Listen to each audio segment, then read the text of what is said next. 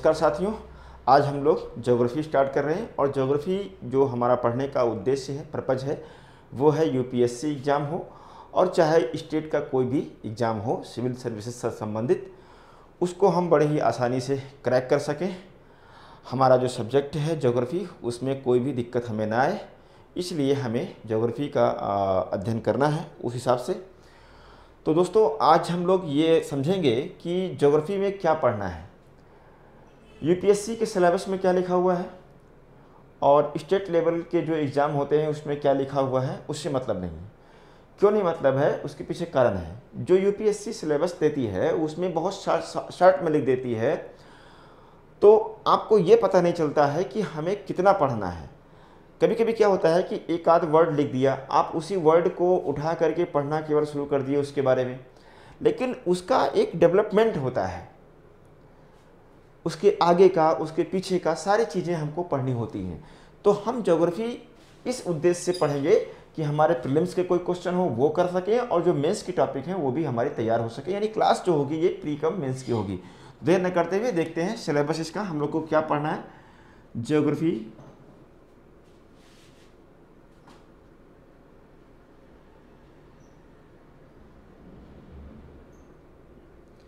ये प्री कम मेंस है।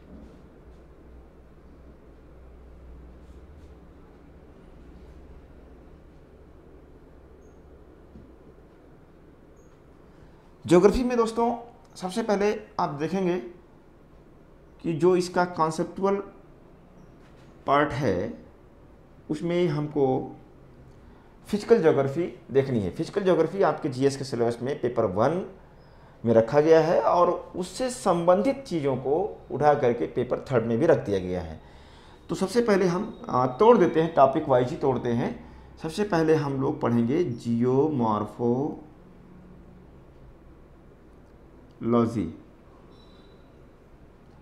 भू आकृतिक विज्ञान। ठीक है, भू आकृतिक विज्ञान। इसके बाद दूसरी टॉपिक जो होगी हमारी वो होगी क्लाइमेटोलॉजी,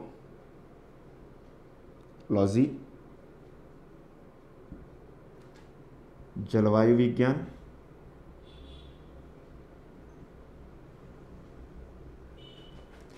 तीसरी टॉपिक जो होगी वो होगी बायोज्योग्राफी है और बायोज्योग्राफी में हम 2 टॉपिक हैं, उसको हम अलग अलग करके बताते हैं आपको। नेचुरल वेजिटेशन, प्राकृतिक वनस्पति।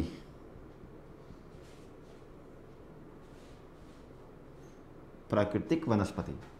इसके बाद हम लोग पढ़ेंगे सॉइल यानी कि मृदा। नेक्स्ट टॉपिक होगी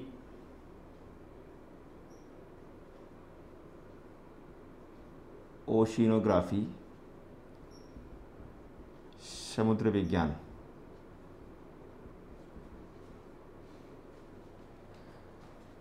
इसके बाद हमको पढ़ना होगा वर्ल्ड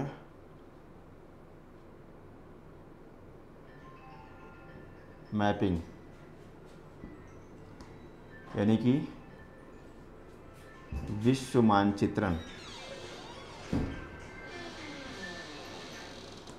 विश्व मानचित्रण पढ़ेंगे और फिर हम चले जाएंगे पर्यावरण एवं पारिस्थितिकी। पर्यावरण एवं पारिस्थितिकी। और इसके बाद जो हिस्सा एक्स्ट्रा बच जाएगा वो होगा इंडियन ज्योग्राफी।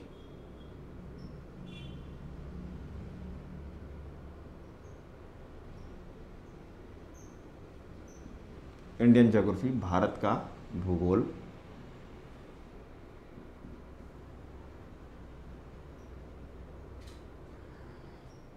इतनी चीज़ें हैं दोस्तों, अगर इतना हम तैयार करते हैं, एक इसमें एग्रीकल्चर भी है, इतना अगर हम लोग तैयार कर लेते हैं तो यकीन मानिए कि प्रीलिम्स का क्वेश्चन हो चाहे वो मेंस का क्वेश्चन हो, हम बड़ी आसानी से कर लेंगे। थोड़ा देखिए, एक एक टॉपिक को समझते हैं। हमारा पढ़ने का तरीका क्या होगा। जब हम जियोमॉर्फोलॉजी पढ़ने चलेंगे, इसमें हम क्या पढ़ते हैं, पर्वत का निर्माण हो, पृथ्वी की आंतरिक संरचना हो, पठार का निर्माण हो, ज्वालामुखी है, भूकंप है, प्लेट टेक्टोनिक थ्योरी है, महाद्वीपीय विस्थापन की थ्योरी है, ये सारी बातें हम लोग पढ़ेंगे। यानी कि जो भी इस पृथ्वी पर लैंड फॉर्म्स हैं, स्थल स्वरूप हैं, उनका अध्ययन जब हम करते हैं तब उसको हम जियोमॉर्फोलॉजी कहते हैं।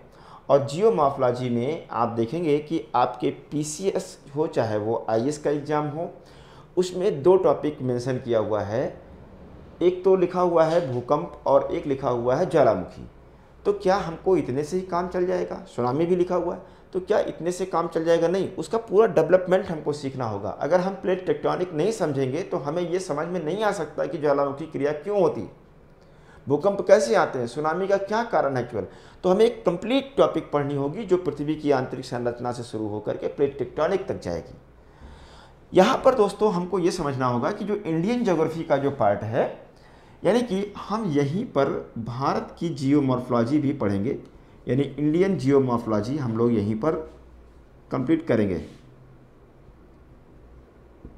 इंडियन जियोमॉर्फोलॉजी हम अलग नहीं करेंगे, क्योंकि आप देखेंगे कि भारत में जो भी भूकंप के क्षेत्र हैं, हिमालय की उत्पत्ति कैसे हुई है, पठारों का निर्माण कैसे हुआ है, उनकी चट्टानों के प्रकार क्या है भारत में, उन सारी बातों को हम वर्ल्ड के जियोमॉर्फोलॉजी के साथ ही समझने का प्रयास करेंगे तो बेहतर हमको समझ में आएगा। हम अलग अलग नहीं करेंगे कि इंडियन का अलग कर देंगे, तो फिर वो एक फ्लो नहीं बन पाएगा और आपको समझने में बहुत दिक्कतें आएंगी। इसलिए हमारा तो स्टाइल है पढ़ाने का वो अलग है थोड़ा सा। हम जियोमॉर्फोलॉजी जब पढ़ेंगे वर्ल्ड का पूरा कॉन्सेप्ट के बाद जो पूरा डिस्ट्रीब्यूशन है पूरे वर्ल्ड में उसको देखेंगे, और डिस्ट्रीब्यूशन के साथ साथ हम इंडियन ज्योग्राफी की जो जियोमॉर्फोलॉजी है उसको भी यहीं पर कंप्लीट करने का प्रयास करेंगे। इसी प्रकार से आप देखिए क्लाइमेटोलॉजी एक जीएस की दृष्टि से अगर देखा जाए तो एक बड़ी टॉपिक है दोस्तों, और इसलिए भी बड़ी टॉपिक है क्योंकि अगर आप जियोमॉर्फोलॉजी तो समझना ही पड़ेगा, लेकिन क्लाइमेटोलॉजी अगर आप नहीं पढ़ते हैं तो फिर आगे का आपको भूगोल में ABCD कुछ भी नहीं आ सकता। सारी टॉपिक्स जो आगे की हैं वो सब की सब क्लाइमेटोलॉजी पर बेस्ड हैं। कैसे? अब आप जरा सोचिए, क्लाइमेटोलॉजी में हमको क्या पढ़ना होता है? मुख्य रूप से हमें वर्षा पढ़ना है, दुनिया की वर्षा, पूरे विश्व में कितनी वर्षा कहाँ कैसे हो रही, क्यों हो रही है, पूरे विश्व में टेम्परेचर का डिस्ट्रीब्यूशन हमको देखना है कि कहीं पर टेम्परेचर ज़्यादा है तो क्यों है, कम है तो क्यों है, क्या कारण है, तापमान कभी घटता है कभी बढ़ता है। यानी सारी टॉपिक्स जो इसमें होंगी वो हमको समझना है। और कुल मिलाकर के इसमें दो बातें हमको निकल करके आती हैं, एक तो है दुनिया का टेम्परेचर और दुनिया की वर्षा, ये दो चीज़ें इसमें निकल के आती हैं। लेकिन इन दोनों को समझने के लिए एक लंबी प्रक्रिया होगी, एक लंबी क्लासेस है ये क्लाइमेटोलॉजी की, और इसको हम बिल्कुल बेसिक से जीरो से लेकर के एडवांस लेवल तक लेकर के जाएंगे, चाहे वो चक्रवात हो चाहे वो मानसून हो, सारी चीज़ों को हम इसमें समझाएंगे। अब देखिए दोस्तों, अगर हम क्लाइमेटोलॉजी वर्ल्ड का पढ़ रहे हैं यहाँ पर, तो क्यों ना हम यहीं पर इंडियन क्लाइमेटोलॉजी पढ़ लें। इंडियन क्लाइमेट अगर हम यहीं पर देख लें दोस्तों, तो मेरा मानना है कि आपकी बेहतर तैयारी हो जाएगी। क्यों? क्योंकि अगर आप क्लाइमेटोलॉजी के कॉन्सेप्ट को देखेंगे तो वही कॉन्सेप्ट तो अप्लाई करेंगे हम इंडियन ज्योग्राफी पर भी। तो इंडियन ज्योग्राफी में जो 12 महीने की हमारी जलवायु है उसको हम 3-4 भागों में बांट करके पढ़ेंगे, चाहे वो संवहनीय वर्षा का मामला हो, चाहे मानसून हो, लौटता हुआ मानसून हो, चक्रवात हो, वो सारी चीज़ें इससे जुड़ी हुई हैं जलवायु विज्ञान से। और यहीं पर हम इंडियन ज्योग्राफी में जो क्लाइमेटोलॉजी का पार्ट है वो हम कंप्लीट करेंगे। तो इसलिए ये बिल्कुल घबराना नहीं है कि भारत का भूगोल हम अलग से नहीं, सब इसी के साथ जियोमॉर्फोलॉजी पढ़ेंगे तो पूरा कंप्लीट पढ़ेंगे, हम क्लाइमेटोलॉजी पढ़ेंगे तो पूरा कंप्लीट पढ़ेंगे। इसी प्रकार से आप देखिएगा कि जो नेचुरल वेजिटेशन है, नेचुरल वेजिटेशन यानी प्राकृतिक वनस्पति। प्राकृतिक वनस्पति को भी पढ़ने का तरीका हमारा ऐसे ही होगा। पहले हम समझेंगे वर्ड के कंटेक्स्ट में इसको कि विश्व में वनस्पति जो है उसका विकास कैसे हुआ है, यानी कि वनस्पति के उत्पत्ति को पहले समझ लेंगे, फिर विश्व में कहाँ कहाँ पर कौन कौन सी वनस्पतियाँ पाई जाती हैं उसको हम जलवायु प्रदेशों के हिसाब से समझ लेंगे। तभी तो आपको बायोम समझ में आएगा आगे, तभी तो इन्वायरमेंट समझ में आएगा। तो कहने का मतलब यह है कि हम यहाँ पर पहले समझेंगे वनस्पति की उत्पत्ति को, फिर दुनिया में उसका डिस्ट्रीब्यूशन, कहाँ पर कौन वनस्पति पाई जाती है, और फिर यहीं पर हम दोस्तों क्या समझेंगे, यहीं पर हमको इंडियन नेचुरल वेजिटेशन को हमको समझना होगा। यानी कि भारत की जो प्राकृतिक वनस्पति है उसको भी हमको यहीं पर समझना होगा, चाहे वो क्षैतिज रूप से हो चाहे ऊर्ध्वाधर रूप से हो, सब हमको यहीं पर समझना पड़ेगा, तब आप बेहतर तैयारी कर सकते हैं। और आप ही बताइए कि अगर क्लाइमेटोलॉजी हम नहीं समझेंगे, वर्षा तापमान नहीं समझ पाएंगे, तो क्या हम प्राकृतिक वनस्पति को समझ सकते हैं? बिल्कुल नहीं समझ सकते, क्योंकि तापमान और वर्षा ही निर्धारित करता है कि किसी क्षेत्र की वनस्पति कैसी होगी। वो उष्णकटिबंधीय होगी, समशीतोष्ण होगी, शंकुधारी होगी, तुंद्रा होगी या सदाबहारी होगी, पर्णपाती होगी, घास के मैदान होंगे, मरुस्थलीय वनस्पति होगी, क्या होगी वो कौन तय करेगा? वो क्लाइमेटोलॉजी ही तय करेगी। यानी क्लाइमेटोलॉजी पढ़ेंगे तो ही हमको नेचुरल वेजिटेशन समझ में आएगा। ठीक है, तो हम अलग ना करके यहीं पर इंडियन को भी समझेंगे। इसके अलावा दोस्तों सॉइल में हम क्या करते हैं कि ये आपके मेंस में भी है, वनस्पति भी आपकी मेंस में भी है। तो सॉइल में हम क्या समझेंगे, पहले इसका कॉन्सेप्ट समझेंगे। कॉन्सेप्ट का मतलब कि मृदा का निर्माण कैसे होता है, चाहे वो लेटराइट मिट्टी हो, चाहे वो पोडजोल मिट्टी हो, चाहे वो टेरा रोजा हो, चर्नोजेम हो, रेड चेस्टनट हो, कोई भी प्रकार की मिट्टी हो, आखिर उस मिट्टी का निर्माण कैसे होता है, उसकी उत्पत्ति कैसे होती है, उसकी पूरी प्रोफाइलिंग समझेंगे हम। और उसके बाद हम वर्ल्ड डिस्ट्रीब्यूशन देखेंगे, यानी दुनिया में जो भी जलवायु प्रदेश हैं, किस जलवायु प्रदेश में कौन सी मृदा पाई जाती है, इसको समझ लेंगे। जब पूरे दुनिया की मृदा को हम समझ लेंगे दोस्तों, तो हम यहीं पर इंडियन सॉइल को भी तो समझेंगे, इंडियन सॉइल को समझ लेंगे। ठीक है, क्लियर? अब देखिए यहाँ पर इसको ऐसे कर लीजिए, इंडियन सॉइल।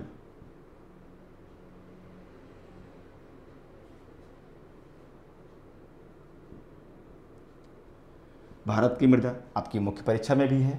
इसके बाद आप देखेंगे समुद्र विज्ञान, और समुद्र विज्ञान में दोस्तों कई सारी चीज़ें हैं जिनको हमको पढ़नी है। जैसे एक तो पढ़ना है हमको टेम्परेचर, ओशन का टेम्परेचर कैसे घटता है कैसे बढ़ता है, उसका क्षैतिज डिस्ट्रीब्यूशन देखना है हमको, उसका ऊर्ध्वाधर डिस्ट्रीब्यूशन देखना है। ठीक है, टेम्परेचर देखने के बाद हमको देखना होगा सैलिनिटी, यानी कि लवणता, समुद्री लवणता कहीं पर ज़्यादा है कहीं पर कम है, उसका कारण क्या है, यानी क्षैतिज ऊर्ध्वाधर सब इसका देखना है लवणता को। लवणता के बाद ओशन करंट,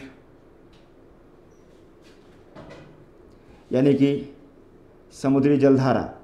अब ये समुद्री जलधारा जो है आपके मेंस में भी रखा हुआ है, समझेंगे इसको कि जलधारा की उत्पत्ति कैसे होती है, कोई गर्म है तो क्यों है, क्यों ठंडी है कोई जलधारा, उसको समझेंगे।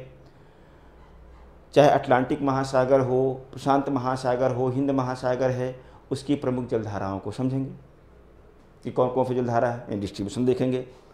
तो एक तो इसमें जलधारा टॉपिक हो गई। इसके बाद एक है ज्वार भाटा यानी टाइड। ज्वार भाटा आपके प्रीलिम्स में क्वेश्चन पूछे जाते हैं, ज्वार भाटा टॉपिक पढ़ेंगे। इसके बाद एक है प्रवाल भित्ति, कोरल रीफ। कोरल रीफ को आप इन्वायरमेंट में भी रख सकते हैं, लेकिन हम लोग यहीं पर इसको समझने का प्रयास करेंगे। ठीक है तो इतनी टॉपिक हैं जो आपके जीएस की दृष्टि से इम्पोर्टेंट है। हालांकि जब ऑफलाइन पढ़ते हैं तब उसमें एक डिपॉजिट भी आ जाता है, निक्षेप, उसको भी देखना होता है। समुद्र तल की जो बनावट होती है उसको भी हमको देखना होता है, लेकिन हमको इतना यहाँ पर नहीं पढ़ना, जीएस में इतने से ही हमारा काम चलेगा। इसके बाद वर्ल्ड मैपिंग, ये बहुत ही इम्पोर्टेंट सेक्शन है दोस्तों। विश्व की मैपिंग बिना किए आप ज्योग्राफी समझ लीजिए पढ़ ही नहीं रहे हैं। तो इसके लिए आपको अच्छे से मानचित्रण करना पड़ेगा। मानचित्रण का मतलब ये है कि आप एटलस लेंगे, एटलस को हम कराएंगे, कोई स्थान कहाँ पर है उसको मार्क कराएंगे, उसकी प्रैक्टिस करवाएंगे, और जितने भी कॉन्टिनेंट हैं, चाहे वो नॉर्थ अमेरिका हो, साउथ अमेरिका हो, अफ्रीका हो, यूरोप हो, चाहे ऑस्ट्रेलिया हो, चाहे एशिया हो, सारी टॉपिक हम लोग करेंगे, अलग अलग कॉन्टिनेंट। और बेहतरीन ढंग से, जब तक आप लोकेशन के बारे में नहीं जानेंगे तो फिर ये पार्ट पढ़ने का कोई मतलब नहीं है। ये आपके सब अस्त्र शस्त्र हैं, इन्हीं अस्त्रों शस्त्रों का प्रयोग करना है इस वर्ल्ड मैपिंग में। जैसे मान लिया हम नॉर्थ अमेरिका पढ़ा रहे हैं और नॉर्थ अमेरिका में हमने कहा कि देखिए ये रॉकी रेंज है, ये ब्रुक्स रेंज है, ये मैकेंजी रेंज है, तो आपके मन में जाहिर सी बात है कि एक प्रश्न आएगा कि आखिर इन पर्वतों का निर्माण कैसे हुआ। तो पर्वतों का निर्माण कौन बताएगा आपको? जियोमॉर्फोलॉजी। ये हमको पहले से पता है कि कैसे बनता है। अब जब रॉकी हम पढ़ेंगे यहाँ पर तो हम बोलेंगे कि बच्चों ये मोड़दार पर्वत है, फोल्डेड माउंटेन है, तो आपको तुरंत समझ में आएगा अच्छा ठीक है वो तो हम जानते हैं कैसे बनता है, अच्छा ये यहाँ पर पाया जाता है। सिरा निमादा हमने कहा है कि ये ब्लैक माउंटेन है, तो आप कहेंगे अच्छा ठीक है ये ब्लैक माउंटेन है, हमको तो पता है ब्लैक माउंटेन कैसे बनता है। ठीक है, जैसे मान लिया हमने कहा कि कोई भी क्षेत्र है, मैपिंग में हम पढ़ रहे हैं और उसमें हमने कहा कि इस क्षेत्र में इतनी वर्षा होती है, तो आप कहेंगे अच्छा ये तो हम जानते हैं कि अच्छा वर्षा यहाँ अधिक क्यों होती है। जैसे मान लिया हमने कहा कि इक्वेटोरियल रीजन है, विषुवत रेखीय क्षेत्र है, वहाँ वर्षा 200 सेंटीमीटर से अधिक होती है, तो आपने जान लिया है क्लाइमेटोलॉजी में कि क्यों होती है विषुवत रेखीय क्षेत्र में, आपको सब पता है। तो आपको मैपिंग पढ़ना आसान हो जाएगा, और जिस दिन आप मैपिंग पढ़ लेंगे जो भूगोल आपको पढ़ना ही नहीं है, सब आपके दिमाग में भूगोल बैठ जाएगा। मैपिंग पे पकड़ बनाइए और इन कॉन्सेप्ट को उस पर अप्लाई कर दीजिए, बस इतना ही काम करना है। तो यहाँ तक ये काम करेंगे। इसके बाद आप देखेंगे हम चले जाएंगे पेपर 3 में। अगर मुख्य परीक्षा की दृष्टि से देखा जाए, environment and ecology. Environment ecology में जो आपका सिलेबस लिखा हुआ है उसमें लिखा हुआ है इन्वायरमेंटल डिग्रेडेशन। तो पर्यावरणीय जो ह्रास है उसमें क्या क्या है, जैसे आप देखेंगे हमको क्या करना होगा इसमें। अगर सिलेबस को ले लें तो हम यहाँ पर सीधे पढ़ लें कि क्या होता है ग्रीन हाउस इफेक्ट, अम्लीय वर्षा क्या होती है, ओजोन क्षरण क्या होता है, बाढ़ सूखा पढ़ लें और उसका मैनेजमेंट कर लें तो काम आपका चल जाएगा। लेकिन नहीं, हमको पूरा बेसिक से तैयार करना है, यानी कि सबसे पहले हमको इकोसिस्टम को समझना होगा। सबसे पहले हमें इकोसिस्टम को समझना पड़ेगा कि पारिस्थितिकी तंत्र कैसे काम करता है, उसकी संरचना क्या होती है, कैसे उसमें फूड चेन बनती है, कैसे खाद्य जाल बन जाता है, क्या होता है पारिस्थितिकी पिरामिड, पारिस्थितिकी तंत्र का विकास कैसे होता है, यानी बायोटिक सक्सेशन हमको पढ़ना पड़ेगा। इन सब चीज़ों को पढ़ने के बाद हम सीधे जाएंगे ग्रीन हाउस इफेक्ट। ठीक है, हरित गृह प्रभाव जिससे जुड़ा हुआ है ग्लोबल वार्मिंग का मुद्दा। ग्लोबल वार्मिंग को समझेंगे, उसका कारण क्या है, वैश्विक इम्पैक्ट क्या है, उन सारी चीज़ों को हमको समझना पड़ेगा। ग्रीन हाउस इफेक्ट के बाद हमको ओजोन पढ़ना पड़ेगा। ओजोन डिप्लीशन क्यों हो रहा है, इसका कारण क्या है, इसके क्या इम्पैक्ट पड़ रहे हैं, प्रभाव क्या है, इसको कैसे कम कर सकते हैं, इन सब चीज़ों पर हम बातचीत करेंगे। इसके बाद एसिड रेन। एसिड रेन अम्लीय वर्षा, जलवायु परिवर्तन का एक बहुत बड़ा कॉन्सेप्ट है ये, इसको समझने का प्रयास करेंगे कि इसका क्या कारण है, दुनिया में कहाँ पर ज़्यादा अम्लीय वर्षा हो रही है, भारत इससे कितना प्रभावित हो रहा है, नहीं हो रहा है। तो वो सारी चीज़ें हम एसिड रेन में पढ़ेंगे। एसिड रेन को पढ़ लेंगे, फिर हम आ जाएंगे बाढ़ यानी फ्लड, सूखा, ये इतने मुद्दे हैं। एक और इसमें है बायोडाइवर्सिटी, जैव विविधता।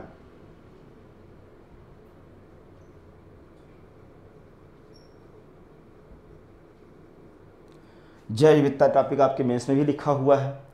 तो जैव विविधता को समझेंगे, इसके क्या प्रकार होते हैं, क्यों जैव विविधता में कमी आ रही है, ह्रास क्यों हो रहा है, इसको कैसे रोक सकते हैं, इन सारी चीज़ों पर हम बातचीत करेंगे। तो ये मुद्दे होंगे आपके इन्वायरमेंट और इकोलॉजी के मुख्य रूप से।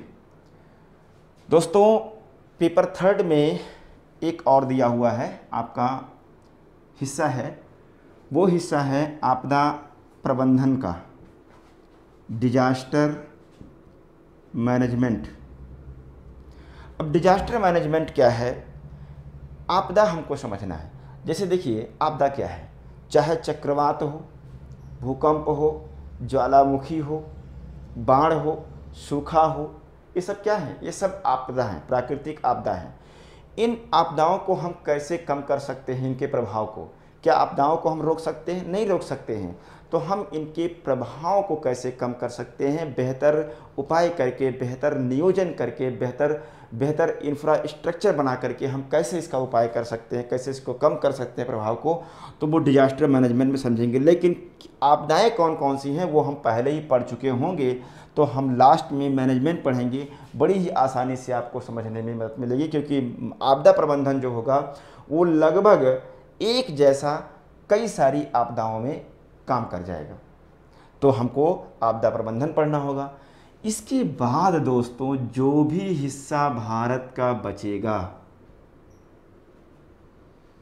जो भी हिस्सा भारत का बचेगा, जैसे भारत का जो फिजिकल पार्ट यानी कि पर्वत हैं, पठार हैं, दर्रे हैं, चोटियां हैं, नदियां हैं,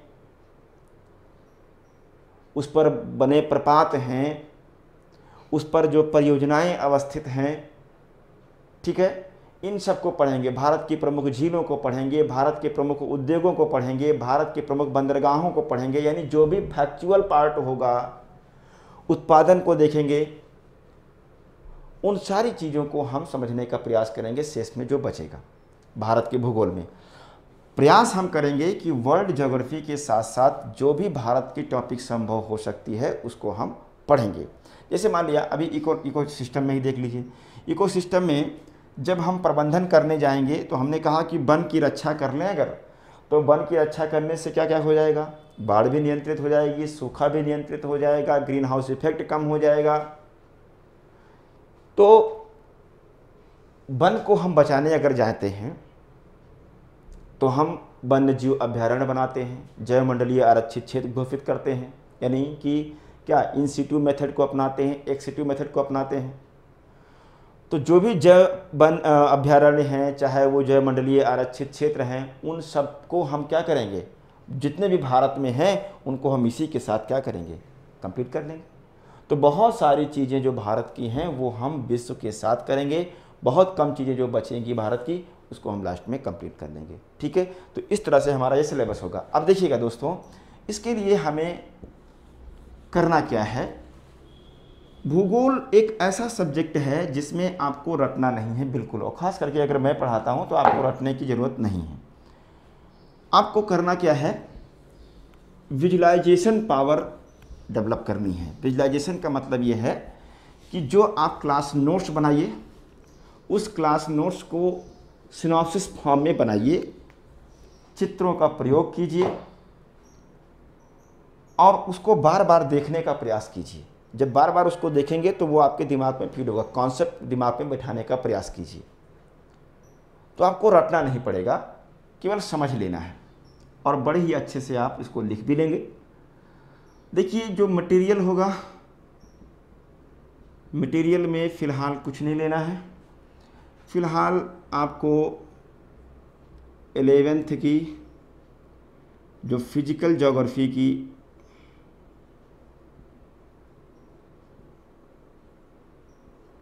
NCERT है, इसको आप ले लीजिए। कक्षा 11 की फिजिकल ज्योग्राफी की NCERT ले लीजिए। एक अच्छा सा कोई एटलस ले लीजिए, एक या दो ले लीजिए। इसके अलावा मैगज़ीन में आप ध्यान दीजिएगा, एक है भूगोल और आप दूसरी है डाउन टू अर्थ योजना कुरुक्षेत्र, इतनी मैगज़ीन और जो करंट की न्यूज़ है न्यूज़पेपर के माध्यम से आप अपलोड कीजिए। इतना मटेरियल आपको फ़िलहाल लेना है, इतने से ही काम चलेगा। बाद में जब ज़रूरत पड़ेगी तो आपको हम बुक बताएंगे कौन कौन सी बुक आपको और लेनी पड़ेगी। अभी फ़िलहाल आप बुक पढ़ने के लायक बनिए, ठीक है। तो इतना मटेरियल होगा। हम आपको विश्वास दिलाते हैं कि आपको कोई दिक्कत नहीं होगी, चाहे आप स्टेट का एग्ज़ाम दीजिए, चाहे यूपीएससी का एग्ज़ाम दीजिए, प्रीलिम्स दीजिए, मेंस दीजिए, पूरा कंप्लीट हो जाएगा आपका। बड़े ही आसानी से आप इसको तैयार कर लेंगे, बिल्कुल रटना नहीं है। भूगोल हमारे साथ ही साथ आप पढ़ते जाइए, आपकी तैयारी होती जाएगी, ठीक है। तो नेक्स्ट वीडियो में हम टॉपिक लेकर के आ जाएंगे और आप मज़े लेकर के आराम से पढ़िए, तैयार कीजिए, सक्सेस होइए। धन्यवाद।